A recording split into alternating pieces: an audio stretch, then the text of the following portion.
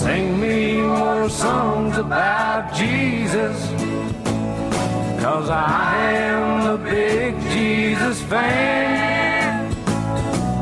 Sing me more songs about Jesus, my Savior, Jesus Christ, what a man. And this is Jesus Christ That's Funny. I'm Ethan Moore, and I'm here with Pastor Dwayne Black. How you doing, Pastor? Doing good. How are you doing, Ethan? I'm doing all right, man. Really? Good.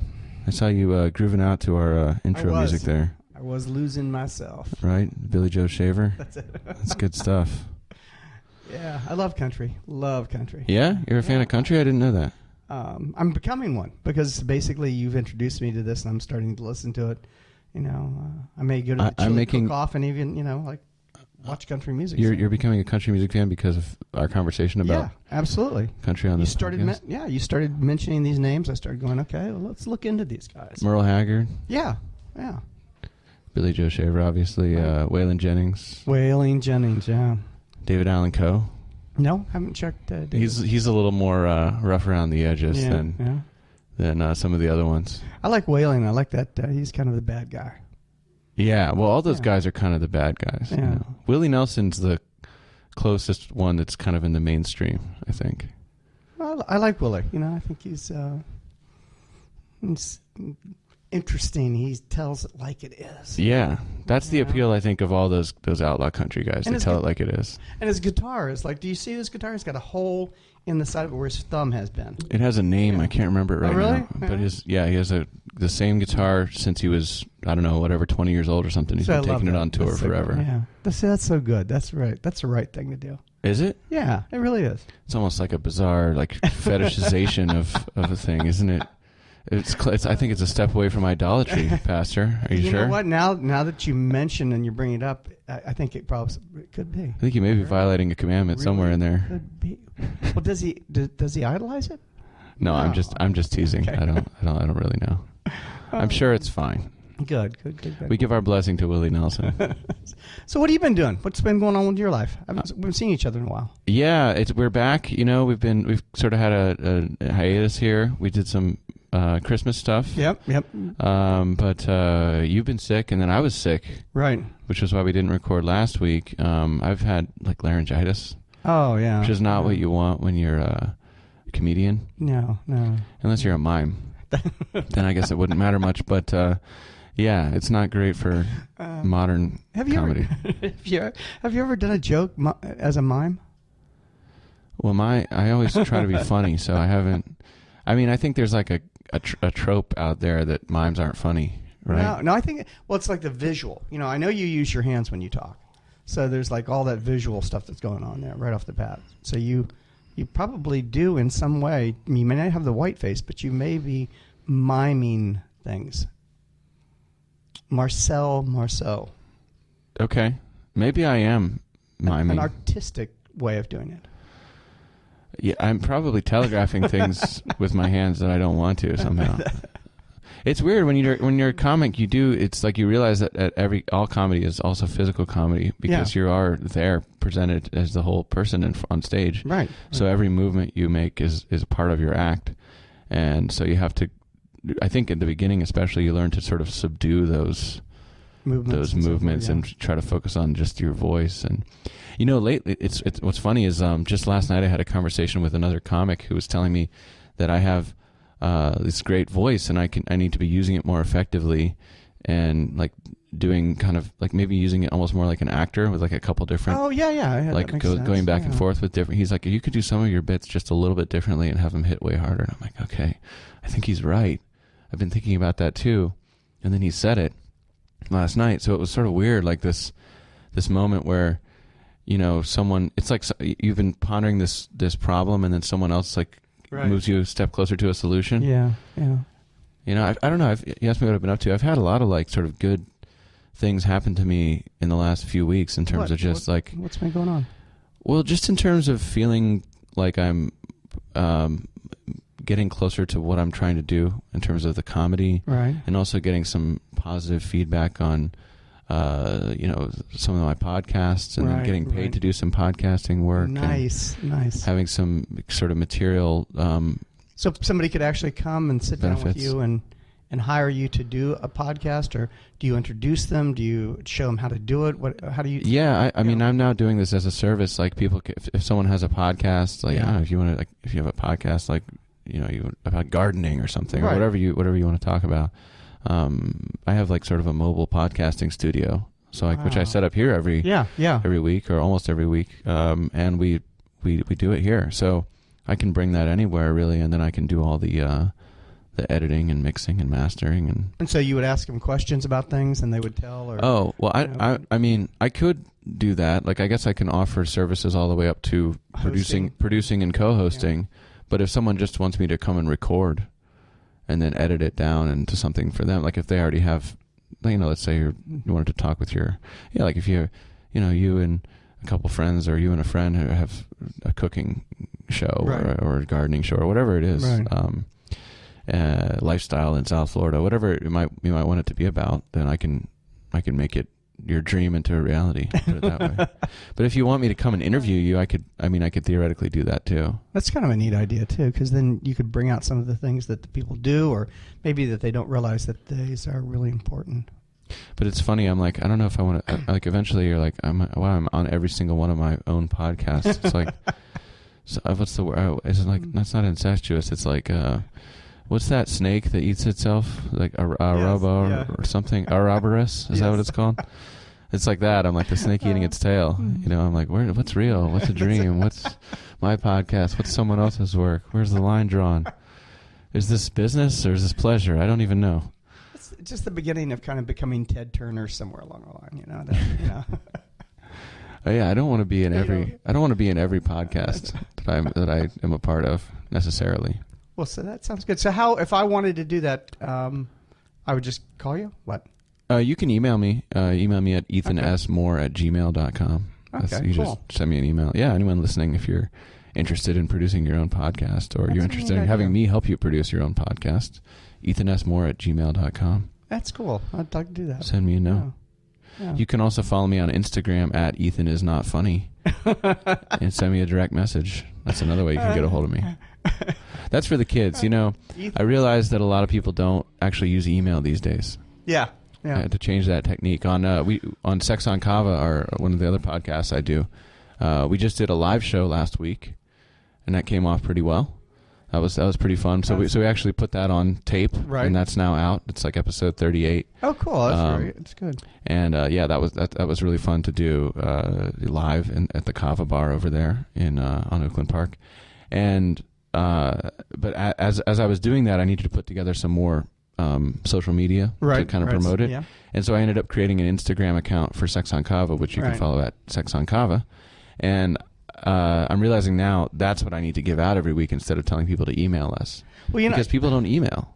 People will send you a direct message on Instagram these days, but they won't email you. Well, I was told the other day by a 12-year-old that Instagram is like so 70s, and she had a whole nother thing. I'm like, I haven't even heard of what she had. It was like, you got to be kidding me. Well, some of the Instagram filters are literally trying to mimic 70s Polaroid kind of stuff. Is that what she meant? Probably not. No, she was. Was she referring to a gas? Was there a gas crisis involved? What was the?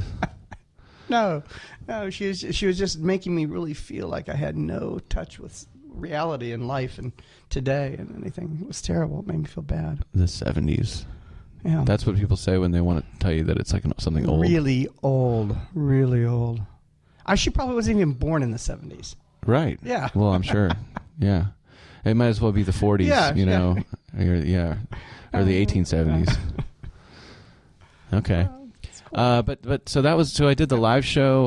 Like I said, I'm getting some remuneration. Right. Do you ever see a word written down and you wonder if you're pronouncing it right? Yeah, all the time. I think that's how you say that.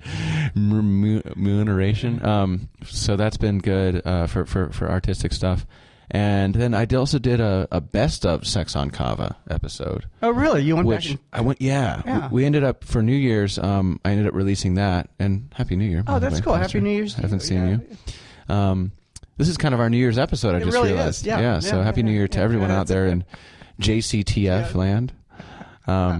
But for New Year's, I ended up producing a special Sex on Kava, which was the best of. And best of the entire year. All the stuff we did, and we've been recording since April of last year. Oh, I want to hear that. I really want to hear that. Yeah, that so sounds good. It's about an hour and 10 minutes, and it's like just our best, funniest bits. Or I mean, and not even all of them. Like I could have put together 3 or 4 more hour-long episodes because there was so much funny stuff in there. But I just pulled out some stuff that I thought was like representative of what we're trying to do on Sex on Kava. And I got a lot of good feedback for that episode from like that's really cool. People that hadn't listened to the show before, but then like listened to that and were like, "Wow, I'm going to keep listening now because it's actually a lot of fun." That's really cool. So, where would I be able to pick that up? That you can get, if you go on your phone, and you go on your podcast app, if you have an iPhone, or you can go to iTunes and you just look up Sex on Kava. Right. And it's Best of Sex on Kava, which is episode 36. Okay. So it came out New Year's Eve, actually, is when it came out. You know what? I will listen for that today. Yeah, check out your podcast app. You can also look up like on any podcast app on like Android. If you have an Android phone, then just download any podcast app and look up Sex on Kava. It'll be in there. Or you can just go to sexonkava.com and listen to it in your browser. Some people like to do that. Do you guys you drink kava while you're doing it, right? I don't drink kava. Okay. It's funny, like everyone's like, "Oh, you have this kava podcast. You must be into kava." Yeah. And I'm like, no, I don't. I don't. The reason I don't drink kava is because as we talked about on this podcast before, I'm in recovery. Yeah. So I don't do any like drugs or alcohol or anything like that. So kava is a drug, really. It's funny because it's actually controversial in the recovery community. Okay. So you have some people who will say, "Oh, it is a drug." Some people who say it isn't a drug, and I guess the people that say it's fine are they're like, well, it's like coffee, right? It's like that level of or nicotine. Okay. And most people who are in recovery don't forego coffee or necessarily nicotine. Yeah. So I can kind of see that perspective. For me, I drank it a few times, and I was just like, I don't really know if this is doing anything at all. Right. And then I was like, you know what? Like, why? If I want it to do something, then I'm probably going down the wrong path. Yeah, and if it's not doing anything, then why do I want to spend money or drink it? Yeah. So I'm just like, expensive? It is kind of. Yeah. I mean, it's not super expensive, but at the Kava bar over there, where we do Sex on Kava at Awana Kava Lounge, it'd be like $5 for a big cup of it. Right.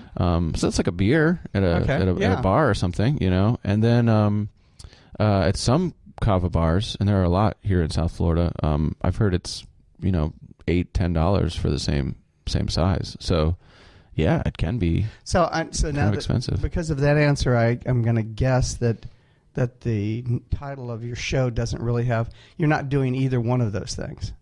I'm definitely not having sex. Okay, that's what I'm saying. I'm actually a virgin. I don't know if you know that. I didn't. That's the Madonna T-shirt you've got. I understood now. Right. Yeah. Right. Well, we used to always make that joke actually because Rich Kennedy, my co-host, he's in the past he's been like sort of unlucky with the ladies. Aww. Although these days he has this beautiful girlfriend who's just super nice, nicest girl you ever met. That's nice. So he's been, and that just happened in the last couple months. But we used to always joke when we started the podcast, like Sex on Kava from this guy who doesn't drink kava and this other guy who never has sex. So it's like sort of an odd name. But it's literally called that because my friend Chuck Farron, I would call him a scholar. Mm-hmm. His background is in the classics, Greek literature and stuff like that. Cool. And he's in marketing also. And he and I talk a lot, hang out. We do the first podcast I ever did, which was called The Game of Love. Right. And he named this podcast Jesus Christ That's Funny. That was perfect. He came up with that, and I was like, that's great. I don't know if the pastor will let me call it that, but you said fine, so here we are. Yeah, I love it. And he I can't also tell anybody that, but you can't tell. Yeah, it's a podcast. You can't repeat the name. That's actually a problem from a marketing perspective. I didn't think about that, but he named Sex on Kava also. Yeah. I said, what do you think about this podcast, or what should we call it? And told him a little bit about it, and he was like, Sex on Kava? You're a genius, Chuck, I said. And there we are. But we do get. That's good. But every week we get the question: so what's it like to have sex on kava? Yeah, like someone will ask that constantly, and I'm like, well, it's just a clever name. Don't assume too much. We just want to put sex in the name, and it is at a kava bar, and there you go. But we got T-shirts now. We're selling T-shirts. Sex on kava T-shirts. Sex on kava T-shirts, which are really cool looking. Sorry I didn't bring you one today, but I'm gonna score one from you, man. Yeah, I'll show you what they look like. They look cool. And we got flyers now to put out in like bars and restaurants and stuff. So every time I turn around, I see you on Facebook. So there's something going on. Trying to push it. Yeah. So that's what I've been up to. I don't know. I guess it's been a lot of talk here about my other projects, non-JCTF related. But I've been really eager to get back to this podcast. We've just been delayed by illness, and I know that we've been talking about having Emily join us. Right. And there was even some discussion about having her today. The only reason I didn't, and I know you're listening, honey. Sorry, Emily. The only reason that we don't have you here today is because I didn't confirm with you because I wasn't sure if I was going to be well enough to do it. Right. And also, I just felt like we hadn't recorded in a while. Right. Like let's just get back in the groove. Right. And then we'll get her in, next week. It should be great. She really is excited about it. I know she listens. She liked our Christmas episode. Yep. She thought it was really funny. You predicted she would be upset with me. Right. I thought she would be. But she thought it was funny. Really? Because she got really upset with me about the cranberries that we talked about on Thanksgiving. I mean, she really came in at me. It's funny that she, Emily, I know Emily is also we can call her not only a Jesus fan, but also a Christian. Yes. I won't claim that title myself. I'm just a Jesus fan. But it's funny that she is, as a devout Christian, is more upset about the cranberries than me telling everyone that they should emphasize Santa a little bit more than Jesus during Christmas. Right. She's fine with that somehow, but the cranberries, that sticks in her craw. She was furious. She was like, there are people out there working hard, and they just don't have time to get a whole cranberry and roasted and melted. That they just need to be able to, and they need not to feel guilty about that. Do you understand that, Pastor? I was like, whoa, yes, I do. I do now. She's approaching it from the perspective of a mother and homemaker and passionate host of many a Christmas party and Thanksgiving party, I'm sure. She grabbed me right around the shirt collar like this and put me up against the wall and said, cranberry, cranberry, cranberry. No, she didn't. I'm just... Well, Emily's great. Hope to have her very soon. So she is fantastic. So, Pastor, what have you been up to? Let me ask you that. It has been wild around here. We're getting ready to Dr. Martin Luther King. His birthday is coming up soon. It's actually this Monday, and I am a big Dr. King fan. I've always been one of those kind of geeks that like listen to his sermons.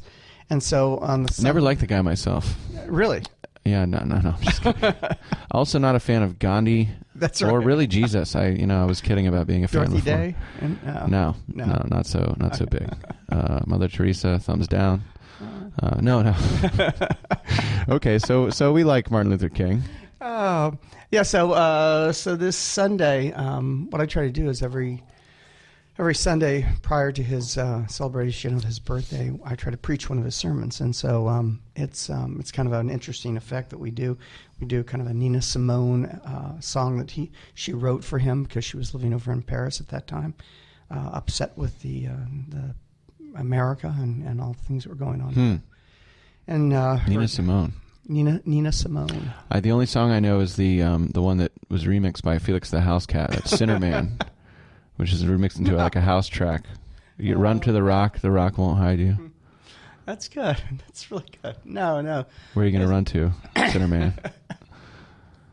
So Nina Simone she is so good. She sings this song. So we built a video up around it with all these different parts of Dr. King. And we celebrate him. And what's so scary, actually really terrifying, is his sermons are as fresh and as important and as they were written then as they are now. Why is it scary? Because it tells us that a lot of things haven't changed. What's scary is the lack of progress. Right. In terms of our, I don't know what I'm... Humanity. Social justice or something like that? Well, social justice is a big one, too. The church standing up for the most marginalized. That's a big thing. We don't do that, And so there's a lot of, his sermon title is, The Knock at Midnight. And there are a lot of people that knock on the church's door at their midnight, and the church doesn't open. Ah, like who? Well, I just was with a church the other day that kicked out all their AA programs because they felt that it was something that distracted the church, and it was like, well, how can you do that? How can you kick out people where they need a place to meet? But they did, and that was very sad because they stopped their feeding program for people who were in need to come to the church and need like a bag that were homeless and walking on the street, and they stopped that too. And so you sit and you kind of go like, well, what are you anymore? Right? Is Jesus down with this? Pulling back of the carpet or the welcome mat? I guess. Well, it is. It's like unless you look like us, talk like us, and have money like us, we don't want you. I mean, because sometimes churches get to that point where they have, instead of going towards the marginalized, they've gone to the most affluent person, and that's what they're kind of going towards. Do you want to go ahead and put this church on blast? Just tell everyone which church and the pastor's name. Okay, we won't do that. Did you watch that documentary? Yeah. I directed you to the Overnighters? No, I didn't. You know what? I've got a list. You got to see that because that's it's really exactly what you're talking about. It's this church in how they're having the commodities boom in I guess like North Dakota. Yeah. Right, with the shale. Right. And they can extract all this stuff. So there's all this mining and so they go back. I guess it's maybe 2 years ago or something like that when the economic crisis was actually happening. Things have turned around a little bit in the economy in America, but things were really bad, obviously, and you had this sort of situation where kind of like grapes of wrath, where you just got all these people just jobless, and they're coming to this place for opportunities because they know that they just need warm bodies to do all this mining. A lot of men leaving their families behind and then hoping to go there and then get a job, set up camp and just send money back home to feed their kids and stuff like that. But then a lot of them show up there and they can't just get a job instantly, so they end up kind of homeless on the first day they're there.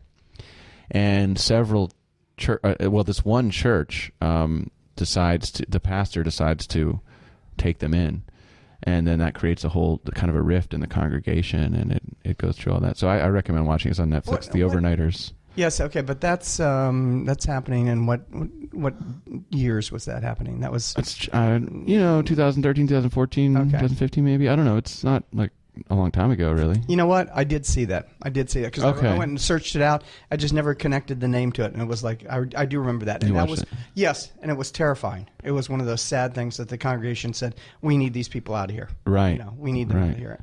And everything that a church is supposed to be about, they were not. Yeah. A very interesting documentary. Some twists and turns and stuff. And a fascinating. Sad situation for him all the way around too. He ends up losing his job. He also ends up having some sort of sexual, I don't know if misconduct is the right word, but so there's something like that. So it's he gets in trouble. He doesn't end up in a good situation. No, and it's multifaceted because it's not. That's not the driving force of the film. No, it's not, but it's part of it. He's reaching out to these people, trying to help them. Well, what I like about it, too, is it's like, well, this guy, in a lot of ways, he's sort of heroic, but he has flaws, You're not... Isn't that... Perfect. Yeah. It's like, what is it? Didn't God come to, was it Aaron or someone, and he said, can you speak for me? And he's like, I'm not a good... That was Moses. Moses. Yeah. God comes to is Aaron's brother or something. Yeah. Well, I can't remember how it works. But Moses, God came to him and he's like, I don't talk well. I don't talk well. Right. I'm not great at this. I can't help you out. And he's like, yeah. Well, you think I need spends about perfect? 3 chapters arguing with God. Why? Right. Yeah. And I think that's sort of what that part of a way of interpreting that part of the Bible is probably all about. Is like God's not. You can't be a perfect instrument, right? But you can be an instrument, right? That we're all broken crayons, but we still color. Yeah, you have that posted up in the church. I just love that. I thought that was so good. I had somebody walk by and they saw that and they brought it back to me and they said, it means a lot to me. Huh. Can I take it? I said, okay. Yes, of course you can. All right. Yes, you can. That was good. Well, you were talking about the Martin Luther King, and you said you're going to actually preach one of his sermons? Yeah, A Knock at Midnight. It's and it is that is that allowed or to preach a sermon? I mean, are you going to get an injunction or something like, hey, wait a minute? It is. It's a little bit. You got to pay a little something into the estate, right? Yeah. Get the license, get the royalties. That's right. No. It's actually it's pretty interesting because Sun Sentinel's coming down to do a story on it, which will be kind of interesting. They're going to come down and take pictures, and that there's this in the middle of the problem is I've never heard anybody doing it. That's the situation. Oh yeah. Now you're going to do it in costume, right? You're going to be in character. You're going to have blackface. I'm assuming. You're gonna get the accent down. I'll tell you, really, when I started doing this, I started thinking, do I want to try to emulate that kind of speech? And I came to the conclusion that what I really wanted to do is I wanted to try to get the same power that he got, but not try to become Southern all of a sudden. Okay, you're not going to do an MLK impression. No. You're going to do your own thing, right. But you're going to try to in his rhythm. So you are going to use his rhythm. Yeah. He has a great. When I went to seminary, one of the first things they did is one of the things they said. If you preach in a black church, one of the things you need to understand is there's a style and a rhythm to preaching in a black church. Sure, you need to be prepared to do that. And so there's a style that you start off slow, and you say thank you to the elders that have invited you, and you say thank you to the pastor. You say thank you to all the people that have helped you get to that place at that time before you even start with the first line of your sermon. And then you slow and you build. I'd like to thank the Academy. That's right, exactly. My loving wife. And don't forget my publicist. That's it. No, yeah. That's good, yeah. And my marketeer, yeah. Right. Okay. No, yeah, you got a certain cadence and it builds. Yeah. And the rhythm's important because that's the way he wrote. And when you read his writings, there is, and he says things that I would not say from the pulpit if they weren't coming by way of him. Interesting. That they're that cutting edge. Well, so give me an example. He criticizes that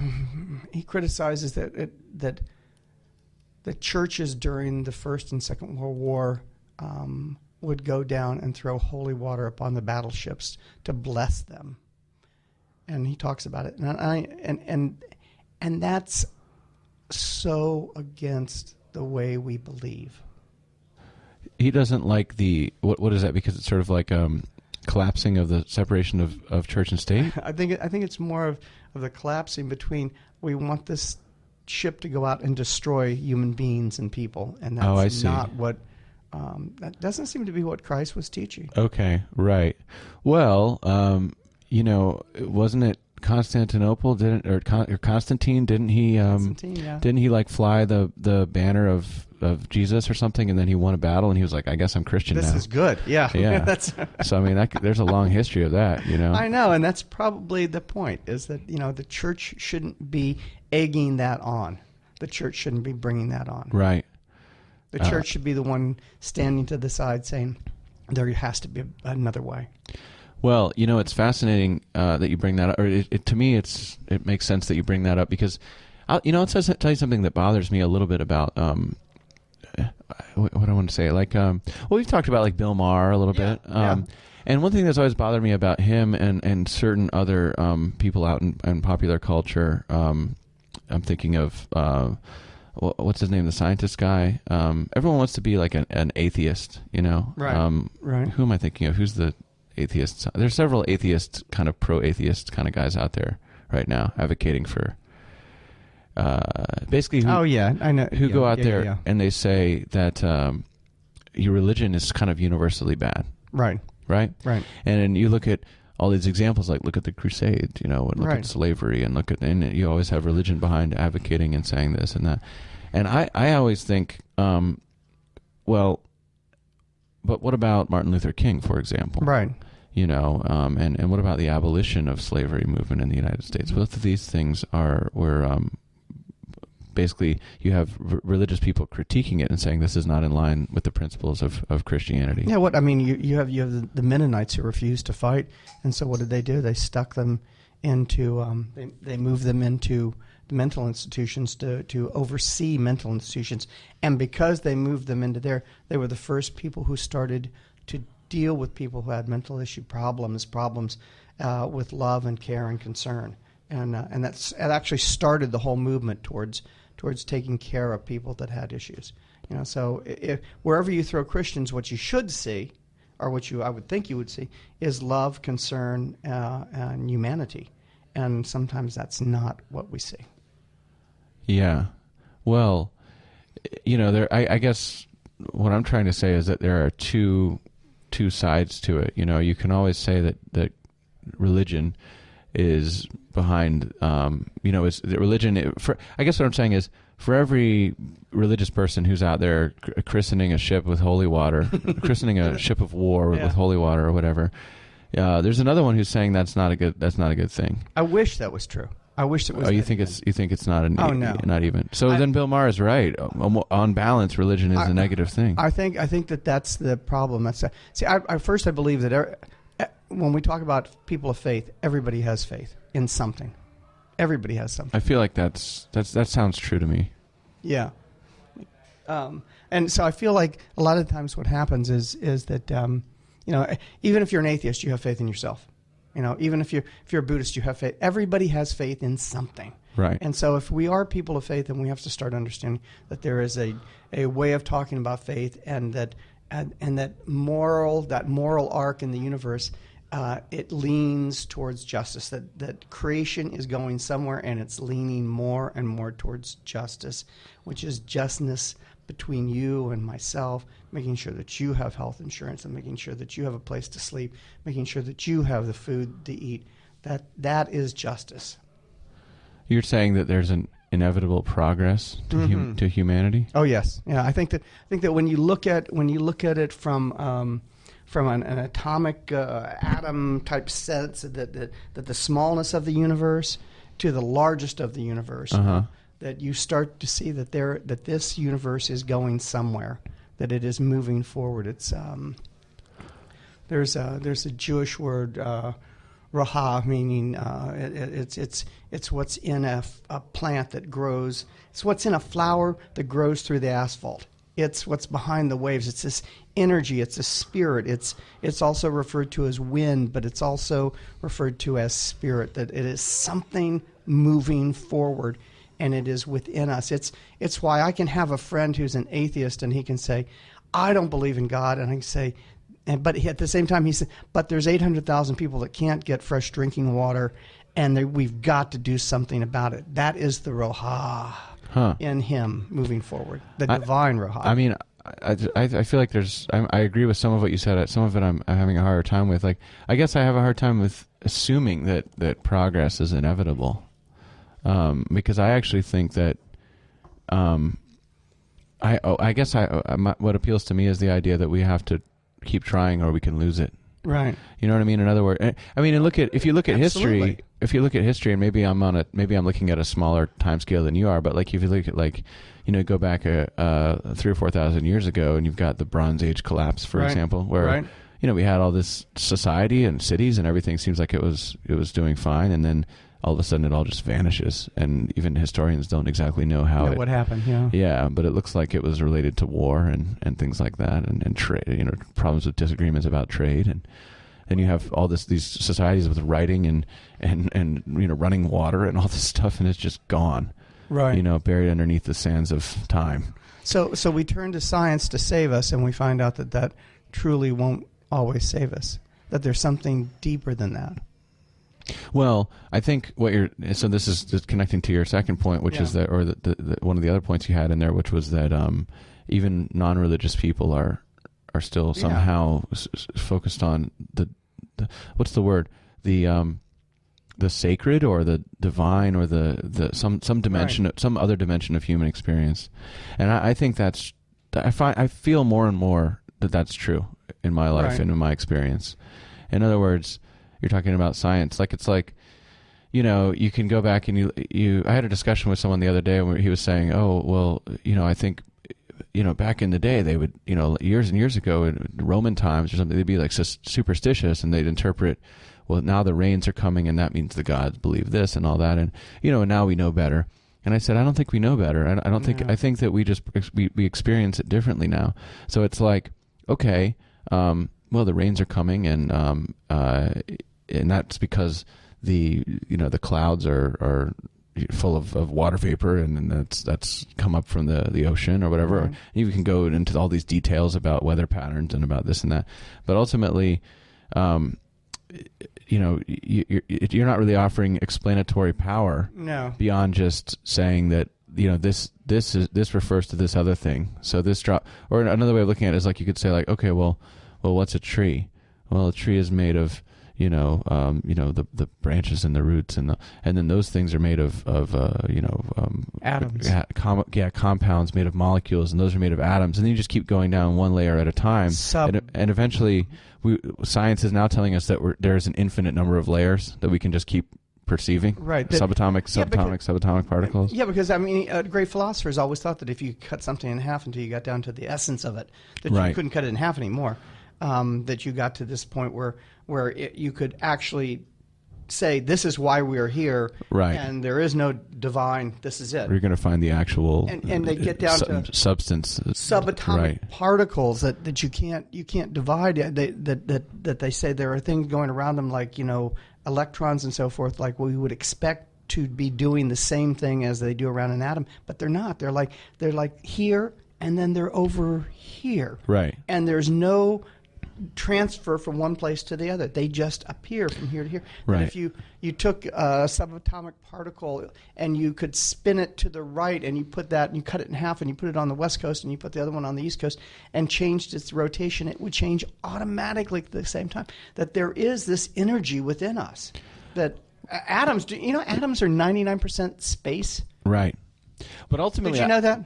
I do know that. I've heard. I don't know anything, but I've heard that. I mean, what's space? Well, if you took all the space out, you could put all the atoms would fit. All particles would fit in the size of a sugar cube. If you could take all the space out of all the atoms and all the right. I mean, this is a massive. I mean, we are so complicated. No, of course, but I think what I'm saying is that like. I don't think that offers explanatory power either. Like, I don't think it. So, in other words, you can keep breaking things down into smaller and smaller things, and and ultimately, I think you're not going to find an explanation of a proof of God. Let's just put it that way in bare terms, in either direction. So, in other words, just because you have something like quantum entanglement or whatever, or something, you can't say that. Well, like the mystery behind that is something divine or is God or something. Because what I say is that. Really, what the divinity or what that is just the fact that we are always asking that same question. So back, in Roman times or in the ancient world, maybe they're interpreting, the rain comes and that means the gods are happy or unhappy or whatever, and we say no, it's just science and we can understand why this happens. But either way, the rain comes, you have a crop, and now you can feed your family. Right. But here's the question: to what end? So it's like, oh, now my family's fed. Now what? Do I, so now I have a family and I'm going to raise them up and they're going to have, but then they're going to die. But then they're going to have kids, but then they're going to die too. Like, where is this all going? Right. Like, what's the meaning of our existence since we all die? That, to me, that question is more about God than anything you can uncover when you keep digging down deeper and deeper into like the construction of the elements or something like that. And you know what it's like if I look at you and I think, okay, Ethan, you've got certain things, certain qualities about yourself. You like chocolate. You like Taylor Swift. You like, whatever it is. And who told you? I like, no, just kidding. Chocolate. If I could take a bone out of your body and look at that bone and say, okay, that's the essence of where Ethan is. There is no. It's within your energy. It's within your soul. And my perception of, my understanding of God is that I believe that you are part of the divine. I believe that you are part of the energy of God, that the energy that we share is part of that. God is not somewhere else, that God is around us and with us and through us. And I think that's the beginning and the understanding that all people are children of God, and therefore we can't treat them in certain ways. Did you see Star Wars? Not yet. It's like a force. I think That's right. That's what you're talking about here. Pastor Kenobi. Star. Yeah. That's it. All right. Well, let's stop this episode there. But that was a lot of fun, and we'll be back next week with some more Jesus Christ That's Funny. That'll be great. It'll be nice to see you there. And until